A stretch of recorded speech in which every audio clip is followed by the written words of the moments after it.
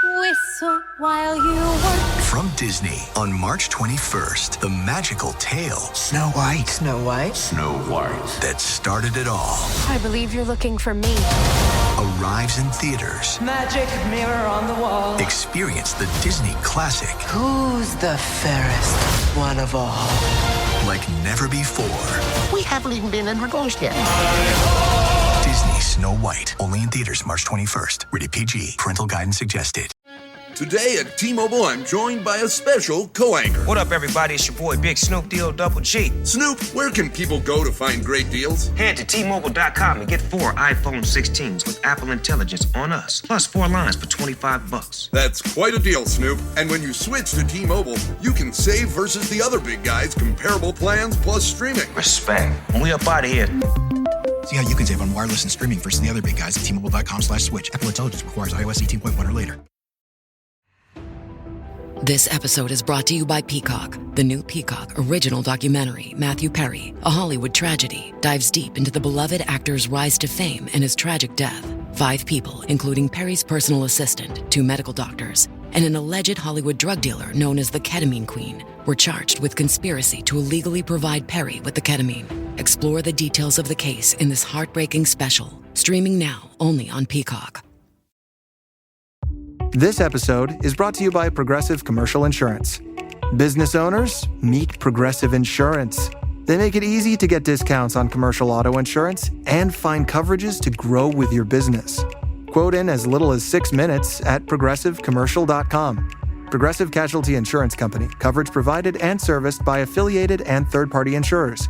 Discounts and coverage selections not available in all states or situations.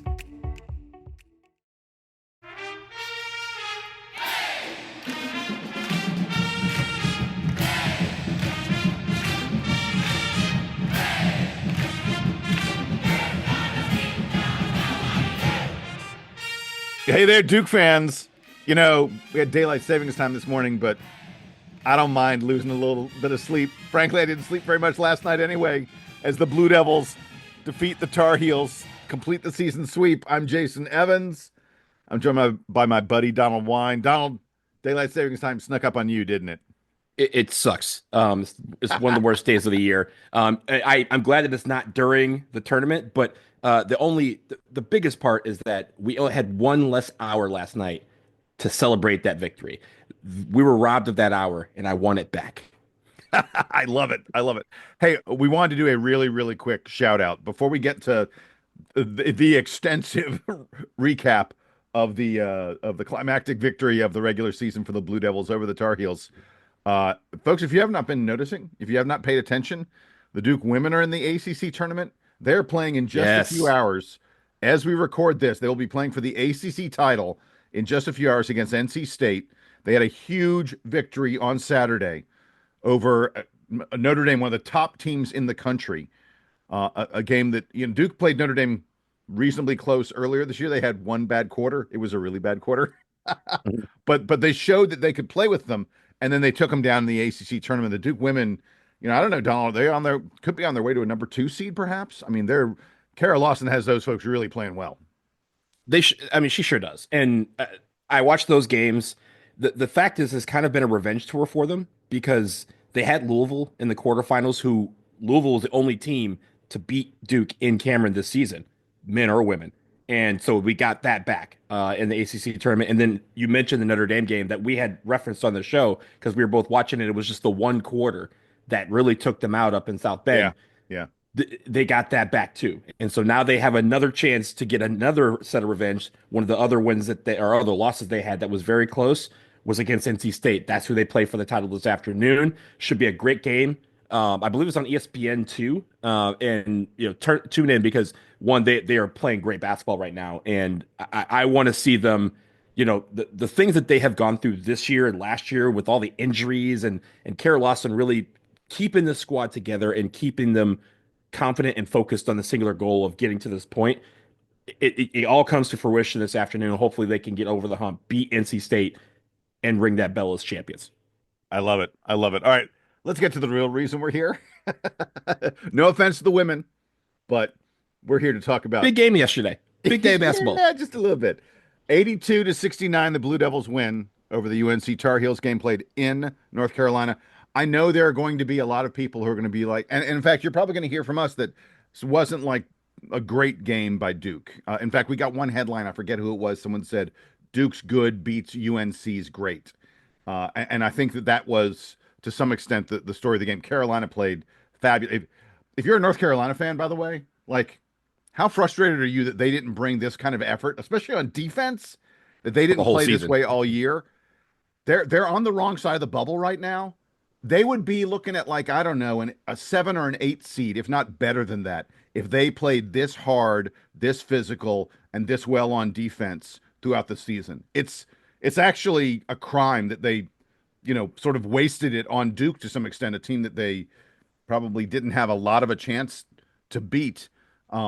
Anyway, Donald, I guess you want to get to the headlines. Is there, to me, I wanted to start by saying congrats to UNC on playing that well. They really, really played nicely. And like I said, it was just a good game from Duke. It is worth noting that the advanced metric folks, Ken Pomeroy and those other people who look at the teams and they give you a projection of the score, they projected Duke to win this game by 9 points. Duke ended up winning it by 12.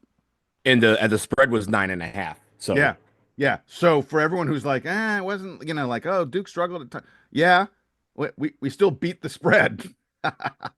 I think the biggest deal, right, is these are always title fights. Very rarely are they laughers. And even again, if you think about the first game, it was a tough fight, and then we made it a laugher, and then they, to the point where they had that 16-0 run or whatever, and we were like, yeah, cool. This game was a title fight. This was a back and forth. We took some, we gave out some punches, they gave out some punches. We punched back, they punched back. And for a lot of this game, despite the swing, it never felt to me that we were in trouble. Was it a close game? Was there some things to worry about? We obviously will talk about those, but it wasn't where I felt, in years past, you see that wave of momentum and hey, we're going to catch this wave and it's going to be hard for us to get back into this game. I never felt that way. I felt like our run was coming, and it did in a big way. And I think that's hats off to UNC for playing as tough as they did. I hate to say it, but the crowd was keeping them in it too for most of the game. I think that was a strong factor. The guys, it was a strong crowd. I mean, Con and Cooper after the game said, "Hey, this is the atmosphere we want to play in for this type of game, right? Like this is what Duke UNC is all about." Where that for at least 2 hours last night, UNC made me believe that they were the UNC of old. They ended up not being. But at the end of the day, like that's what these kind of games are about. That rivalry where everything else is out the window and it's toe to toe. And who's the last team standing? Thankfully, it's us this morning. Yeah, exactly. All right, let's get to the headlines. Boy, did we have, oh my God, a ton of headlines. You got a ton. This was why we were delayed a little bit. I had to read all of these, and I was trying to snake through them, but thankfully a lot of them kind of tie in together. So it made it narrow down. I found a lot of overlap. I end up only I've got 3 headlines and 1 limerick that I want to do. But go ahead, you get us started. Which one did you like best? I'm just going to start with the funniest one, which is from Duke Fox. And Duke Fox wrote, "The road to hell is paved with Tar Heel tears." I think that's perfect. I did like that one. Ted Allen gave us this one. I enjoyed this. "Shooting from Browntown, Malik, Khan, and Tyrese bomb the Heels."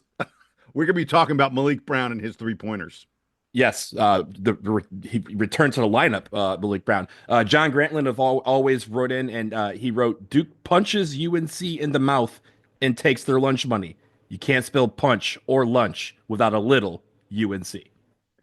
We had Jim Blitch, and yes, if you take out the L, that's a difficult last name, but Jim Blitch gave us a bunch of alliteration here. "Duke's depth on display in dismantlement of Dean Dome." Thank you, Jim. I have a couple more that I wanted to shout out, and again, I had like 15 on my list here, but one was from Matt Bledsoe, who wrote, "Flag clips the wings of R.J. Davis's swan song in Duke's tough win." I thought that was great. And then we got a first timer, Jason. Baldi Pabla wrote in, first time sending a headline in, and he wrote, "There is no I in team. which spells out NIT.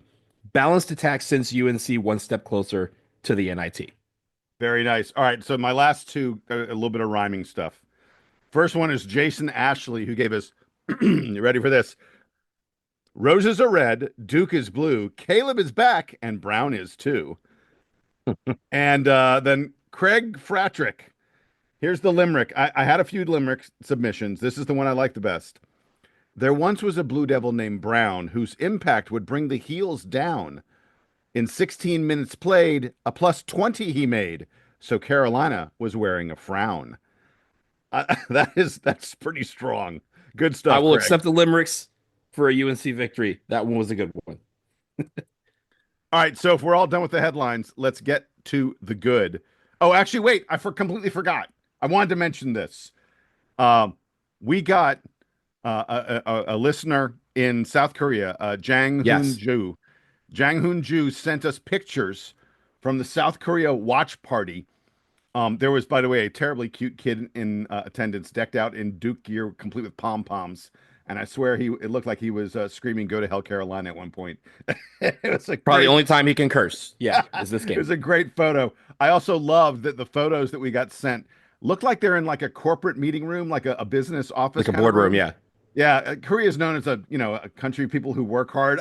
I completely envisioned these folks finishing watching the game and then getting back to work just based on the location. Well, it's a Sunday morning for them, and I was like, I know. They're probably like, hey, I have access to this boardroom. Like, we don't like no bar is going to open for us at 5 a.m., but this conference room can, like that sort of thing.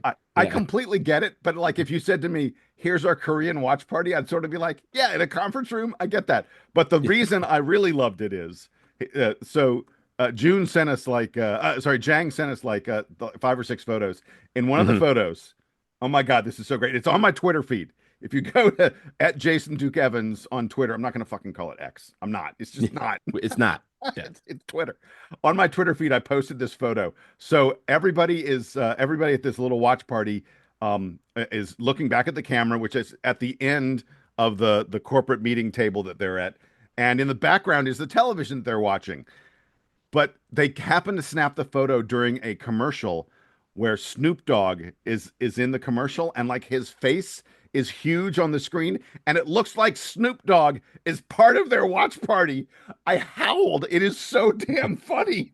Hey, Snoop, if you're listening, dbrpodcast@gmail.com, you could come to any watch party that we have. You were invited. You were always invited.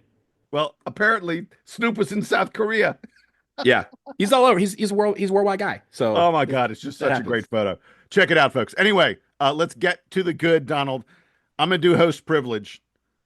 I'm just doing it. I'm starting with Malik Brown and Caleb Foster, the bench MVPs. Yep. I know usually we don't do players first. There's a thing I could do on defense, the thing I could do on how balanced the team is. I'll get to that stuff. You can't do any of that without starting with those two guys. I'm starting with Malik Brown and Caleb Foster. I am.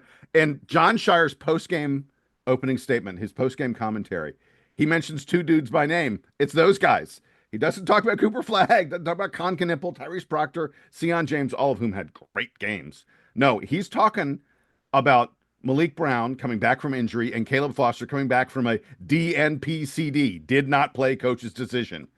And John Shire says, after Cephas didn't play at all in the last game, he attacked practice the past few days. And Shire said, I had complete confidence in him. Now, I'm not so sure that's completely true because Cephas didn't come in until 11 minutes or left in the game. But it's a tight, when he came off the bench with 11 minutes left, I was like, what is happening here? I guess Tyrese needed a little bit of a blow. The interesting thing to note about it was Sion James was in the game for the most part where Cephas was in there with him. And so it meant that Caleb wasn't like exclusively playing point guard. He was playing off the ball a bit. I think that helped him a little bit. He had a very, very nice driving layup. But it was his defense and his hustle that really made a really big difference. We got so many emails from listeners who said that that the diving tip that Caleb Foster has on a loose ball that leads to Sion James' run out reverse layup is the play of the game. I haven't completely decided what my play of the game is. That definitely, it's in the running. There's no question about it. That was mine. Sure. So Cool. Yeah. get that out the way. That was mine. So that was it's a tremendous play by again.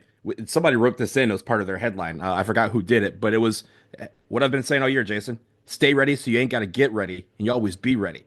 Like, Yeah. that was CFOS. And after playing 0 minutes, he comes in. He has a plus 13. I know we don't talk about plus minus a lot, but that's important for this particular game because that shows you the defense that he was playing, the hustle that he was giving, and the fact that between him and Malik Brown and Sion James kind of shutting down RJ Davis when it counted the most was really important to this team. And it helped us when we went on that 16, I think it was a 16-3 run in the second half to kind of pull away from UNC and kind of hold on. That was a lot, a lot of CFOS's defense was contributing to that. Oh, for sure it was. I'm glad you pointed out that plus minus. I went ahead and extrapolated the Caleb Foster plus minus. So he plays 9 minutes, has a plus 13. If he played full 40 minutes, if he played the entire game, his plus minus would have been plus 58. That's a pretty big number. Mm-hmm. It's worth noting that as one of our headline writers pointed out, Malik Brown played 15 minutes, had a plus minus of plus 20. And I thought that the most important part of the game, and there's no way to identify it as an individual play, but Malik Brown playing defense, they were constantly switching. Carolina was switching him onto RJ Davis. I don't know why. Look, Hubert Davis, I'm not sure what Hubert was thinking. I guess it's just sort of how they always start their offense with RJ Davis, that they run a screen, with the center to switch the center onto RJ. Well, they did that with Malik Brown again and again, and RJ Davis couldn't get anything against him. And I think that turned the game as much as because RJ Davis was on fire throughout the first half, and then especially the first 7 or 8 minutes of the 6 or 7 half. minutes. Yeah. Mm-hmm. It was crazy how he was hitting shots that are just impossible to defend. Wait, I'm sorry. They aren't impossible to defend. Malik Brown can defend them. Malik Brown switched onto RJ Davis, and suddenly the Carolina offense went away. RJ Davis's offense went away for the entire duration of the rest of the game. To me, that turned the game as much as anything. And then I just wanted to wrap up our conversation about Malik Brown by noting a friend of mine, Steve Douches, texted me and he said, "Ladies and gentlemen, now playing the role of Isaiah Evans, Malik Brown." Mm-hmm. I would say, Jason, Yeah, I was at the Duke DC watch party, watching with my friends last night, and similar to the 3 that he hit against Kansas, I was at that game, and I told you that when he hit that 3, as soon as he stepped forward to kind of shoot it, I jumped out of my seat and just walked off, saying, I'm not even going to look at it. I know that's going in, and it did. I did the exact same thing. He grabbed the ball and he kind of had that look like, yeah, you know what's about to happen. I jumped out of my chair and I was like, good. It just walked off. He hits that 3. The place goes nuts. People are kind of like, I can't believe that Malik Brown could do that. Malik Brown was on a different wavelength last night than he normally is. And I think part of it was the reason, he's been out for so long, and he's finally coming back. He, on Thursday, we talked about in the preview on Thursday, we said Malik Brown was questionable for this game. That's what John Shire put it. He didn't look questionable. He looked like he was in it to win it. And boy, are we glad to have him back. Yeah, let's continue to talk about the defense, because Malik Brown obviously a major part of that. But I thought Duke's defense at winning time in the final 10 minutes or so was just outstanding. Carolina scored a total of 69 points in this game. They'd been averaging 91 points during their 6-game win streak. So we held them to 22 points less than that. And with 12:50, almost 13 minutes left, UNC was up 59-53. In those final 13 minutes, by the way, you can tell my voice, I'm hoarse. Yeah. In those final 13 minutes, Carolina only scored 10 points. Winning time, and UNC could not score. Duke outscored them 29-10 during the final 12:50 of play. You want to know why Duke won? That's the reason right there. There's no question about it. The defense was just outstanding.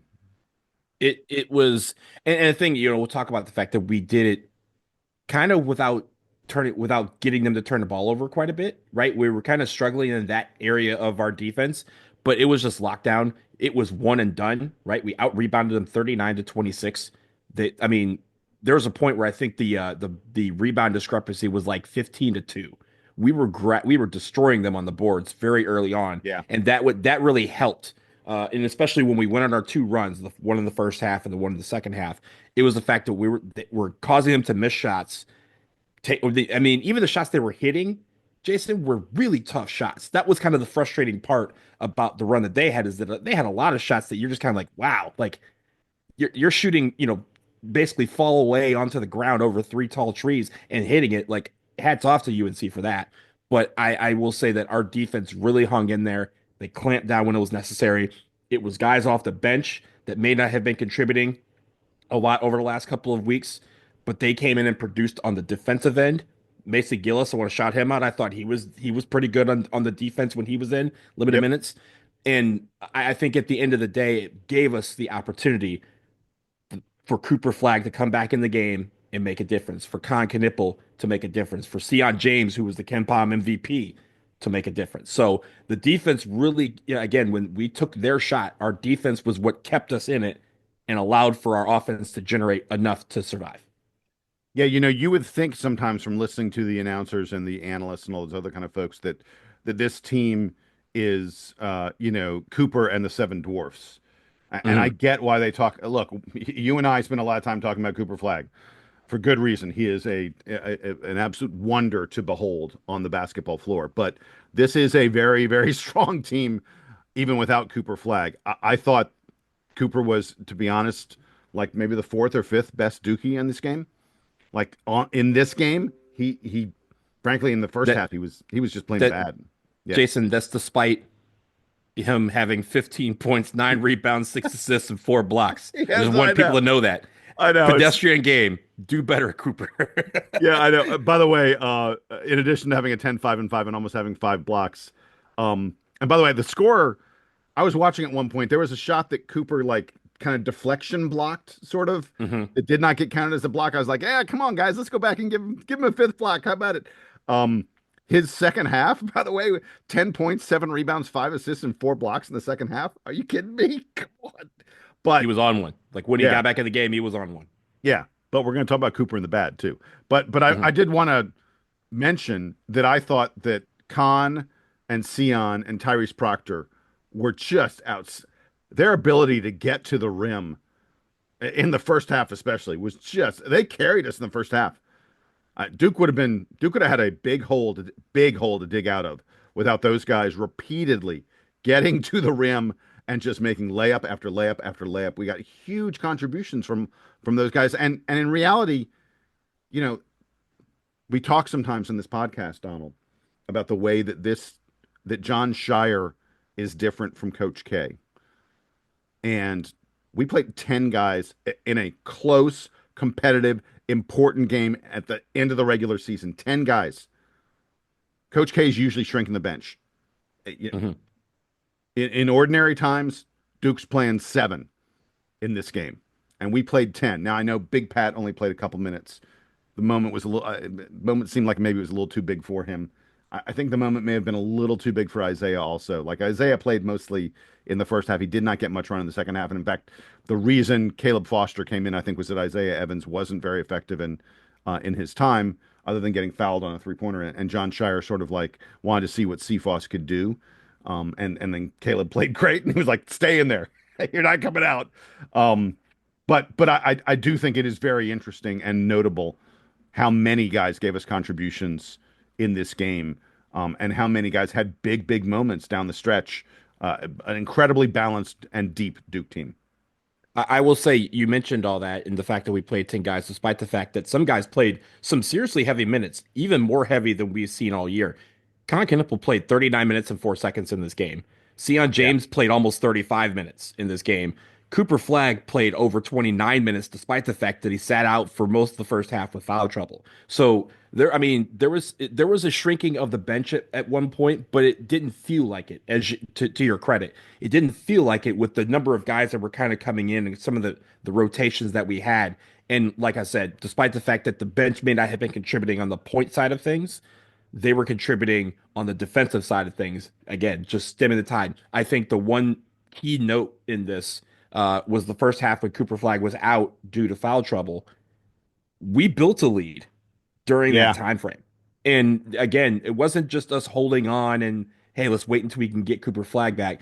It was, hey, Cooper's out, next man up, let's go. And I think that's the mentality that these guys had all night. Cooper, again, when Cooper came back in, he was, it was still seamless. But the rotations that we have been tinkering with all year long, some of these combinations that John Shire and the rest of the coaching staff have said, this is what works, this is what doesn't. All of them were deployed last night. And the fact that we were able to get through this game, despite the best player in the country having foul trouble for most of the first half, is a big deal. In a rivalry game where it seemed like yesterday everyone else who was in a rivalry game that needed a win could not get one. We were able to pull one out and again, kind of do it sort of running away at the end. That's how important those minutes were when this team came together with Cooper not on the floor. Yeah, I wanted to point out, by the way, I was talking earlier about the outstanding ability of Sion and Khan and Tyrese to get to the rim. As a result of that, Duke outscores Carolina 40-28 on points in the paint. Of all the sort of specialty categories of points, points in the paint are the one that Duke dominated the most. And just ended up being, I think, we outscored them by 12. We won the game by 13. It's pretty easy to see, where Duke got this victory. Anything else you had in the good, buddy, or should we take a break and then get to the bad? Let's take a break and we'll talk about the things we need to work on because, hey, we got an ACC tournament coming up. We need to keep getting better. There you go. Exactly. We'll be back on the other side in just a moment.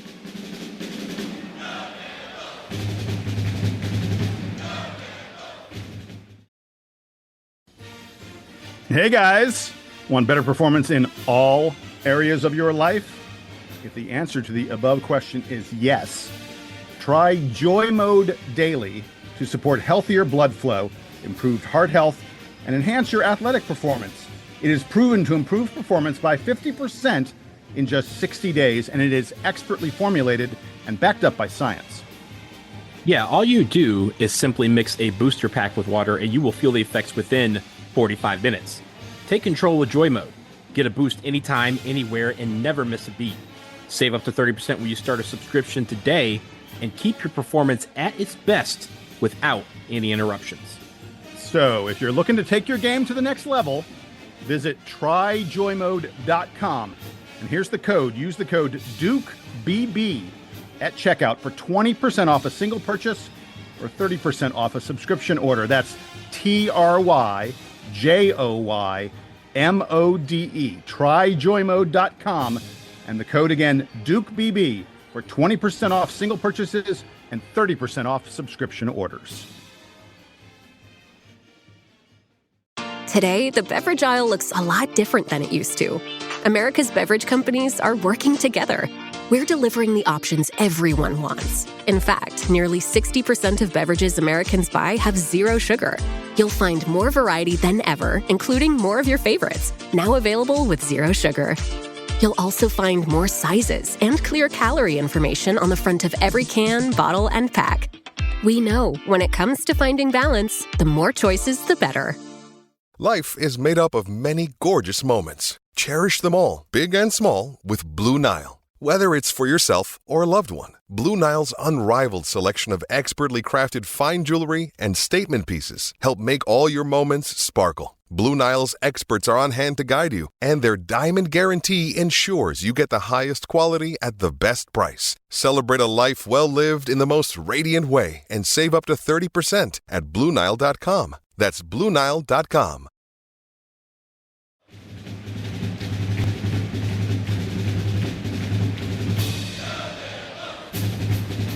All right, Donald, we're back from the break. We got to talk a little bit about the bad. 14 turnovers, buddy. I was gonna lead with that. Man, 14 turnovers. A lot of them were unforced. Duke had I checked this out. Duke had a turnover rate of 20.7%. That's our highest turnover rate since the game against Wake on January 27th. It was our fourth highest turnover rate of the year. On the other side, Carolina only has 6 turnovers. Their turnover rate was less than 9%. The second lowest forced turnover rate for Duke all year. So we had a game where we committed one of our worst number of turnovers and where we forced almost our least number of turnovers. And it was just incredibly sloppy. Isaiah Evans just threw a ball out of bounds at one point. Con Knipple a couple times in the first half, like dribbled a ball off his foot at one point. He had another ball where Drake Powell just like completely kicked his pocket. Turnovers were a real issue in this game. This is now people have realized why we've been beating the brakes off of people for the last 2 weeks, because we weren't turning the ball over, right? Like those games were runaways because those numbers were flipped. We were forcing 15, 16 turnovers while only having like 4 or 5. Now the roles are reversed. Yeah. It's a closer game. So it's about, I mean, that's not a secret. We love when we take care of the basketball, and we have to call out when that magic number of 12 rears its ugly head. And we were above that number last night. And again, like you said, it was sloppy to start the game. Again, full credit to UNC for some of the plays that they did to kind of steal the ball and put us in different pressure situations early in the game. And I think the other thing was, it was almost like a not necessarily a lack of focus. I don't want to say that and go that far, but there was definitely possessions where it felt like, hey, they were just not doing the things that we have come to expect them to do on any given possession, whether it ends in a basket or ends in a missed shot. So I think taking care of the basketball is going to be important, obviously, in this ACC tournament, in the NCAA tournament, but it also, the pressure, they need to realize that kind of pressure that UNC was giving us on the defensive end last night, that is going to be something that teams will want to do. It's the same thing Clemson did, right? Like Clemson kind of presented some of these different pressure situations to give us a different look and throw us, in a little bit of frustration. We're going to have to overcome that. And I think part of that is the fouls, right? We had a lot of offensive fouls called us last night. Whether you want to say some of them were iffy or not, that's what got us into the situation where we were down 7 points.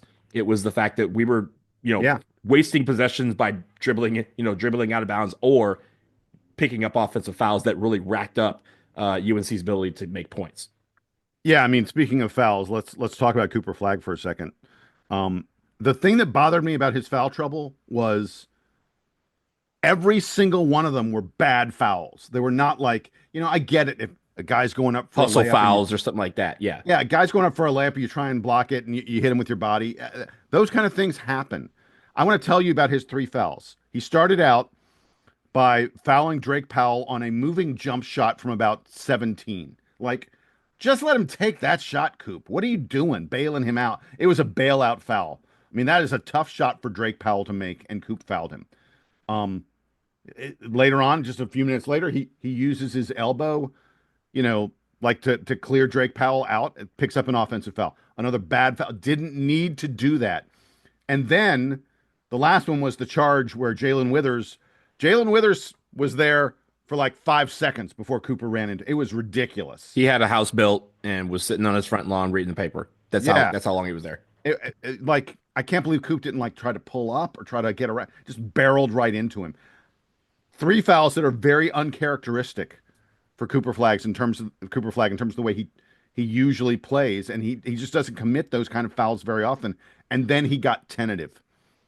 I mean, one of the reasons Duke stretched out the lead after he went to the bench after the second foul was because he had gotten tentative, and John Shire knew that we need. I think at halftime Shire said, "Coop, just play your game. Be yourself. Don't worry about these fouls, and it'll take care of itself." But frankly, I mean, between the fouls and Coop also wasn't very efficient. I found this. So he had 15 points in this game on 15 shots. There have only been 2 other times this year where Cooper didn't have more points than shots. He is usually a super efficient player. The other 2 games where he had more shots than points or equal was Wofford. Against Wofford, he had 8 points on 8 shots. And against Incarnate Word, he had 6 points on 8 shots. I mean, those feel like a lifetime. I barely even remember Duke playing those games. Right. Cooper Flagg had gone a long time without a game this inefficient. But in this one, again, he had 15 points, and we talked about, how many ways he filled up the stat sheet in the second half. But in the realm of all the games Cooper Flag's played this year, it's probably like, one of the bottom 5 or so games of the season for him. I think in the first half you were right. I think the tentativeness, the ability for him to kind of, I guess, get flustered by the first couple of fouls, really made them uncharacteristic. In the second half, he didn't come out. He played 20 minutes, he had 0 fouls, and I think you saw the switch in him after halftime of how he needs to play and kind of. I don't even know if John Shire said play your game. He probably said something to the effect of, "You are the best damn player in the country. Now go out there and show them what what this crowd has been waiting for." And Cooper Flag took that to heart and said, "I'm the man. Let's go get it. My teammates are with me. Let's go get it." And I think we are used to seeing Cooper Flag be possessed throughout the entire game. And so, yes, this was a human moment for him, especially in the first half where it just couldn't quite get everything right. I think this is an aberration, as you kind of mentioned, that the stats confirm that this is not something we see every day from Cooper Flag. But when it happens, we gotta acknowledge it and know that the fouls also led to the team kind of being tentative because especially the first two. Like I know that the elbow was one, but like that first foul wasn't so much that it was a bad foul or that it wasn't a bad foul, but the idea of it though was that it established what the referees were going to call, and especially on the other side where we kind of got some haymakers thrown at us and there were no fouls called. It made it where the team as a whole kind of said, don't want to do this all 100%. We can't go this way 100% because that's going to draw a foul and we don't know which way it's going to go. So I get the fact that and again, it's not on the referees. I think the referees did pretty good last night, all things considered. But I think the way they established how the fouls were going to come is what made Cooper and the rest of the team tentative in the first half. Once they got established and used to it, second half was the second half. Yeah, the other stuff I have in the bad, I want to give, this counts as the bad. Full credit to RJ Davis and the UNC squad for hitting some really, really tough shots. They came out, especially early in the second half, and took the game at, late in the first, early in the second, they took the game at Duke in a way we have not seen many teams do this year. And for a little while, it looked like, Duke didn't have a lot of an answer. With 15 and a half minutes left, it was 56-49. Cooper Flag had 3 fouls. Duke was down 7. Cooper had 3 fouls and was clearly not playing like himself. I'm going to go ahead and admit it. I lost faith in that. I was like, God damn it, we're not winning this game. I usually don't have a moment like that. I absolutely did. I don't know why. I just felt like Carolina's having an out-of-body experience shooting the ball, and this Duke team does not look like itself. And I think that was right around the time Malik Brown came in the game. Mm-hmm. I will say that at that moment, right? Again, there's that sense of like they took the lead and, the watch party is kind of dead because everyone's kind of like in their mind trying to calculate. But I looked at the time and I think that's what calmed me down. It's the fact that they took the lead. It was like, 13 minutes left in the game. I was like, hey, man, it's too much time for. Oh, no, it was well more than cook. that. They took the lead with like 17 minutes. Yeah, it was. Yeah, it was like it's too much time left in the clock. Like Mahomes can score 18 touchdowns in 10 minutes. So but again, you needed that moment, right? And the moment was Malik Brown checking into the game, and then a little bit even later, Cephas checking into the game, and the mentality with which he checked into the game with the lunch pail attitude that he brought to the floor is what kept these guys going. And that's, again, we had that run in the second half. It was in part due to the fact that we had to get through that stretch somehow. We got through it, and then we went on our run, and that's what took us out. Last thing I wanted to mention in the bad was Duke. Duke only had 7 offensive rebounds in this game. Our offensive rebounding rate was 28%, 6th lowest of the season. Not like egregiously terrible, horrible, but Duke didn't get many second chance points. And it's worth noting that Common Malawach, by the way, led us in offensive rebounds. He had 9 total rebounds. But I thought Common was he struggled a pretty good bit in this game, especially on offense. He just couldn't. It's kind of surprising considering how small Carolina is. I think that maybe Carolina was really, really focused on not allowing Duke to get lobs to Malawach. And that may have been one of the reasons that Sion and Tyrese and Khan got so many layups that Carolina was just like, Yeah, you go ahead and take your contested layup. We're not going to let you lob it up to this big fella, but Man did not have one of his better games for sure. In fact, if you look at the Duke team, he played 21 minutes and had a plus minus of -3 in a game. Kind of tough for a starter to have a negative plus minus in a game where you win by 13. But that's the last thing I had in the bad. You got anything else, man? I think the only thing is a tongue-in-cheek one. UNC obviously honored their seniors before the game yesterday, and I think it was R.J. Davis, Jalen Withers, and Ty Claude. Yeah, and Ty Claude and Jalen Withers got a nice blue jersey, and R.J. Davis got a nice white jersey. And I turned to my friends, and my friend, before I could say it, my friend's like, it's because he got the blue jersey last year. So once again, RJ, it's been great. If you decide to find some eligibility, I'm sure you will try. Yeah. We will see you next year. And I don't know which jersey they're going to give you. Maybe the throwback one is next to the list. But I wish Spencer had gotten 2 jerseys. That's my bad.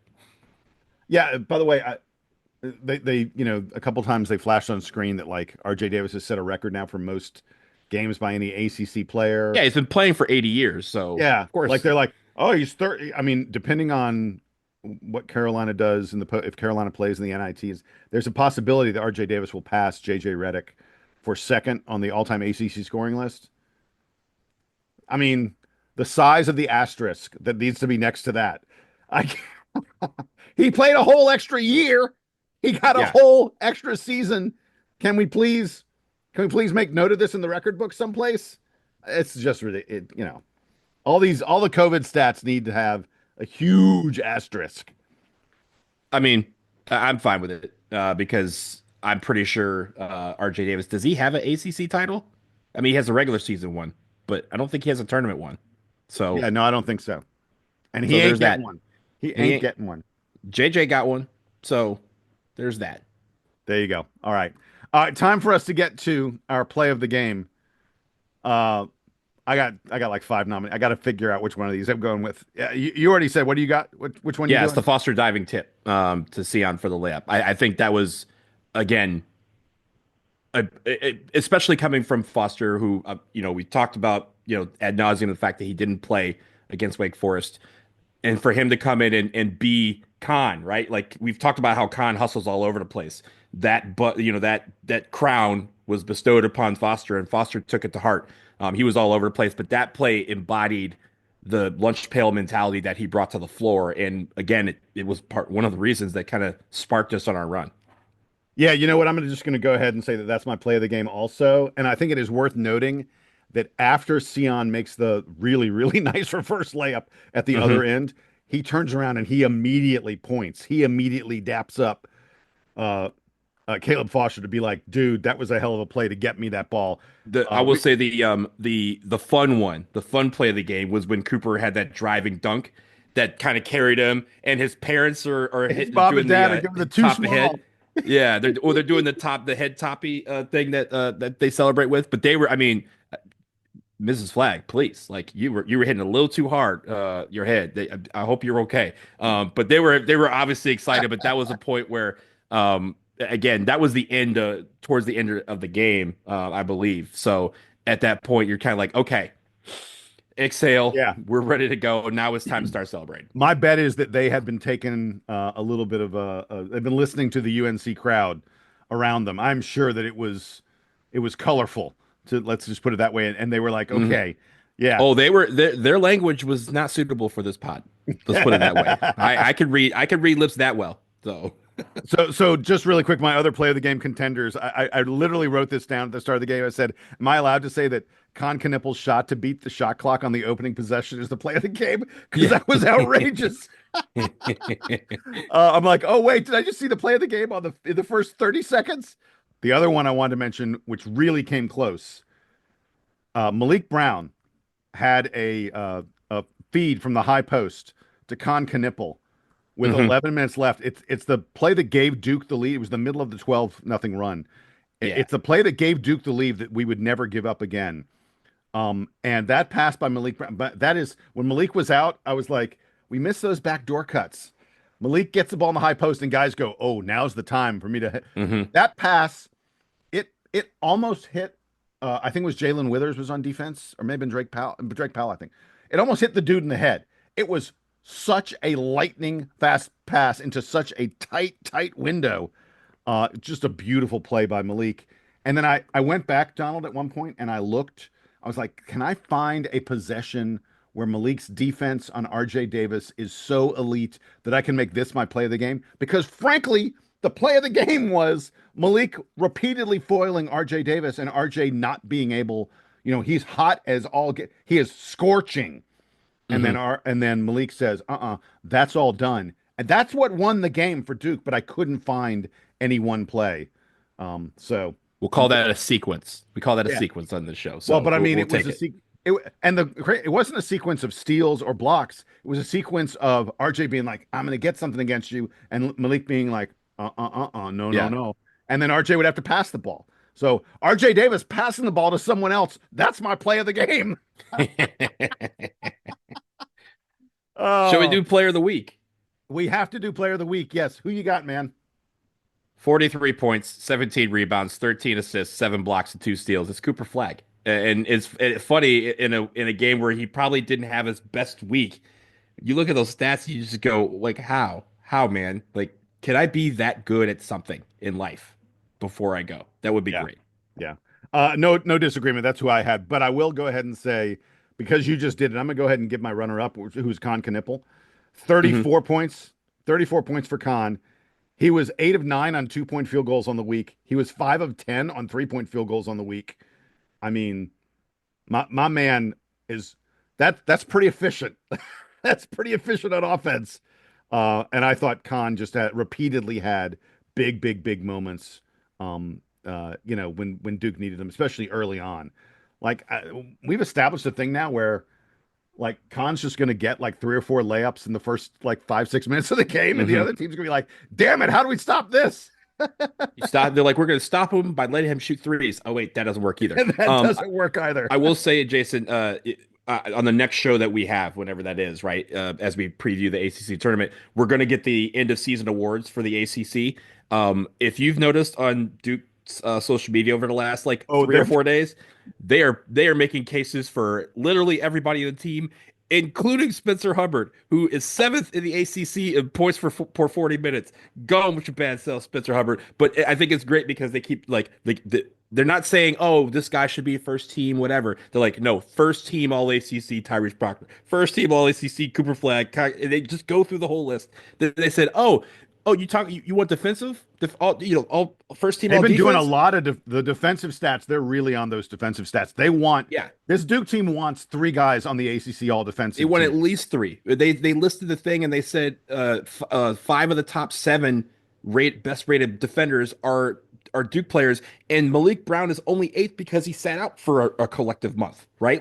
He would be higher on the list if he didn't have to sit due to the injury. So the fact, first of all, great job. They are very online, and they love doing stuff like this. But I was dying laughing when they had the Spencer Hubbard one, because I was like, yo, Spencer Hubbard has shattered all walk on air quotes records this year, and the fact that he's being touted by Duke social media for awards is very, very awesome, because that who would have thought that they would do this, and it is not necessarily tongue in cheek. They're like, no, we have actual stats for this man to back it up. So we'll see what happens with all these end of season awards. We hope to have a lot of them, and then we'll also do the women's, because they came out last week, and we'll mention those when we get the men's.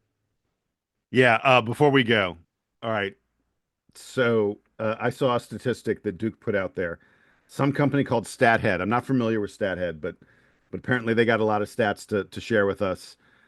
So in the ACC regular season, Duke outscored the rest of the ACC by 434 points. It's like 20 points a game. 434 points. That is the largest plus-minus margin of victory by a power conference team in league play since Kentucky in 1953 to 54. Who has Who has stats going back all the way? They got every game. 1954 is the last time a team dominated a conference the way Duke dominated the ACC this year. Come on, man. What are we even talking about? 19-1, and that one was a slip of the floor. They are number one in every metric, every computer, and hopefully on Monday, both the AP and the coaches poll. They will be. And we're entering this tournament. And remember, all season they've been talking about Auburn is probably the clear number one overall seed. Nope. Everything is lining up for Duke to take what's theirs. Let's go get it. Yeah, there's no question about it at this moment. Look, I want to just give folks a little heads up on the schedule this coming week. We're going to be talking to Jordan Brenner. We've already interviewed him, I think, 3 times this year. Just fabulous analysis of this Duke team and college basketball in general. We're going to talk to Jordan probably on Monday or Tuesday, something like that. We will then have a preview on Wednesday. It'll be coming late on Wednesday afternoon after the Georgia Tech Virginia game, because Duke plays Thursday at noon against the winner of Georgia Tech Virginia. We're going to give you a preview of whoever that team is on Wednesday, and then I'll be at the ACC tournament on Thursday. We're going to be cranking out the content after each game for Duke on Thursday, Friday, and Saturday. Recaps of all those games. And then Sunday, Selection Sunday, we will be in your feed probably just a couple hours after the field of 68, is it? 72? 68. We're still at 68. How many damn teams we got? After the field is announced, we'll be there for you. The DBR podcast, this is it. This week, the busiest week of the year for us. Me and Donald, we got no social life, people. We're doing nothing but watching basketball games and recording podcasts. This is our life. This is the worst week to have daylight savings time start. Like, this is the worst. We're going to be tired for days, but worth it. Basketball, it's postseason, baby. Let's go. All right. He's Donald. I'm Jason. This is the Duke Basketball Roundup. And here's the Duke band to play you out and take you home to Charlotte for the ACC tournament. Time to hang a banner, baby.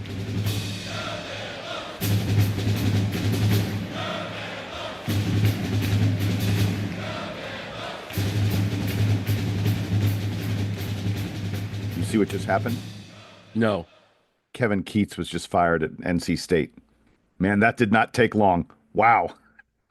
They didn't make the tournament. They lost to Miami to not make the ACC tournament. Yeah, I know. I hear you.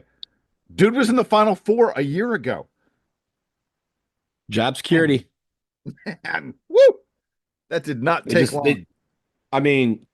I saw it because we were watching that Cal Notre Dame game that went to 4 OTs. We had it on the TV in the corner at the bar. And so during the timeouts, we all kind of like, you hear some people going, ooh. And I'm like, what's going on? They're like, dude, they're in 4 OTs. So they're like, it's the battle, like the loser is out of the tournament. Right. Because of how things are shaping up. And so when Notre Dame won, I was like, oh man, that sucks for Cal. And I look at my phone and I go, guys, Miami won. They beat NC State. And some people like, what does that do? I was like, both of these teams are in. They probably didn't know that because they assumed that Miami was going to get trucked. And they didn't.